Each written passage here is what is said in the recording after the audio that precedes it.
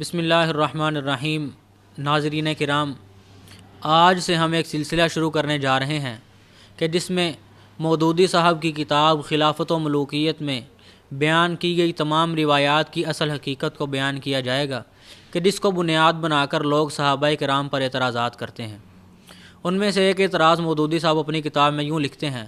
کہ ایک اور نہایت مکروہ رسم معاویہ رضی اللہ عنہ کے دور میں شروع ہوئی، اور وہ یہ تھی کہ سیدنا میر معاویہ خود اور ان کے خطباء اور واعظین ان کے حکم پر ممبروں پر آ کر سیدنا علی پر سب و شتم کیا کرتے تھے، حتیٰ کہ روضہ رسول کے سامنے ممبر رسول پر بھی سب و شتم کیا جاتا تھا۔ اور جب عمر بن عبدالعزیز رحمہ اللہ کا دور آیا تو انہوں نے اس روایت کو ختم کیا اور خطبے میں سب علی کی جگہ پر ان اللہ یأمر بالعدل والاحسان وایتاء ذی القربی یہ والی آیت شامل فرمائی۔ تو ہم اس کو حقیقت کے پیرائے میں دیکھتے ہیں کہ جب بھی کوئی روایت بیان کی جاتی ہے تو اس میں سب سے پہلے یہ دیکھا جاتا ہے کہ اس کی سند صحیح ہے یا نہیں ہے۔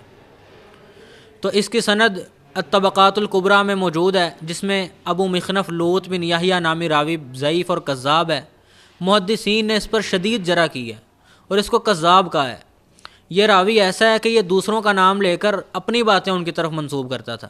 اپنی طرف سے کوئی بات کہہ دیتا اور کہتا کہ فلاں کے دور میں یہ ہوا، فلاں نے ایسا کیا یا فلاں نے یہ کام کیا۔ اس روایت کو بنیاد بنا کر کسی بھی صحابی پر کسی قسم کا کوئی اعتراض نہیں کیا جا سکتا۔ اور اسی طرح یہ روایت تاریخ الخلفاء میں بھی موجود ہے، اور تاریخ الخلفاء میں اس روایت کی کوئی سند موجود ہی نہیں ہے، بالکل بے سند اور بے بنیاد روایت وہاں پر بیان کی گئی ہے۔ پھر اسی طرح صفحہ نمبر 139 پر کہتے ہیں کہ جب سیدنا میر معاویہ کے گروہ کو شکست ہونے لگی تو انہوں نے یہ چال چلی کہ اپنے نیزوں پر قرآن کو اٹھا لیا اور یہ سوچا کہ ہم جب یہ کام کریں گے تو سیدنا علی کے گروہ میں تفرقہ پڑ جائے گا، ان میں پھوٹ پڑ جائے گی، کچھ لوگ کہیں گے بھئی اس بات کو ماننا چاہیے، کچھ کہیں گے اس بات کو نہیں ماننا چاہیے، تو وہ تو متفرق ہو جائیں گے، ہم متفق رہیں گے۔ تو سب سے پہلی بات یہ ہے کہ نہ ہی معاویہ رضی اللہ عنہ کے گروہ کو شکست ہوئی تھی اور نہ ہی شکست ہونے لگی تھی۔ اور دوسری اور بڑی بات پھر وہی ہے جو میں پہلے عرض کر چکا ہوں کہ اصل روایت کی سند کو دیکھا جاتا ہے کہ اس روایت کی سند موجود ہے یا نہیں موجود۔ تو اس کی سند میں بھی ابو مخنف لوط بن یحییٰ نامی راوی ضعیف ہے جو اپنی طرف سے روایات بیان کیا کرتا تھا۔ مودودی صاحب نے تاریخ طبری کا حوالہ دیا ہے اور تاریخ طبری میں ہی اس کی سند موجود ہے اور اس میں ابو مخنف لوط بن یحییٰ راوی کا نام ہے۔ تو اس کی روایت پر بھی کسی قسم کا کوئی اعتراض نہیں بن سکتا، کیونکہ یہ روایت بالکل بے بنیاد اور ضعیف اور موضوع ہے۔ تو ضعیف اور منگت روایات کو بنیاد بنا کر صحابہ کرام رضوان اللہ علیہم اجمعین پر اعتراضات کرنا بہت بڑی جہالت ہے۔ اور اسی طرح ناظرین اب ہم تیسرے اعتراض کو دیکھتے ہیں۔ صفحہ نمبر 135 پر مودودی صاحب یہ لکھتے ہیں کہ سیدنا معاویہ رضی اللہ تعالیٰ عنہ نے علی رضی اللہ عنہ کے خلاف جھوٹے گواہ تیار کیے،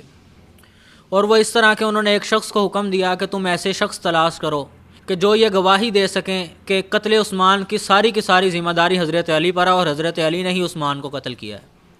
تو اس شخص نے معاویہ رضی اللہ عنہ کے حکم پر لوگوں کو ڈھونڈنا شروع کر دیا اور اس نے 5 ایسے افراد تلاش کیے جنہوں نے حضرت علی کے خلاف گواہی دی اور اہل شام کو یہ بتایا کہ سیدنا عثمان رضی اللہ عنہ کے خون کی ساری ذمہ داری حضرت علی پر ہے۔ تو ناظرین، ہماری تحقیق کے مطابق اس روایت کی صحیح سند تو بہت دور، ہمیں اس روایت کی کوئی ضعیف سند بھی نہیں ملی۔ تو ہم مودودی صاحب کے پیروکاروں کو یہ چیلنج دیتے ہیں کہ اگر دنیا میں اس روایت کی کوئی صحیح سند موجود ہے تو ہمیں وہ لا کر دکھائیں۔ تو ناظرین،